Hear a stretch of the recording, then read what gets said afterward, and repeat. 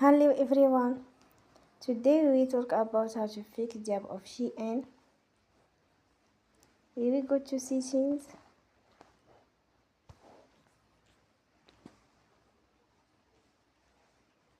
Then we click on apps. After that we will search the app Shein.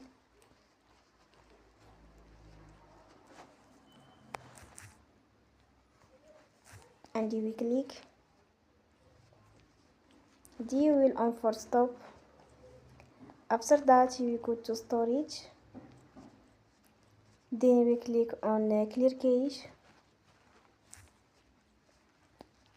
You will go to Play Store. And you will update your app. Don't forget to support us by like and subscribe. See you next time and thank you for watching.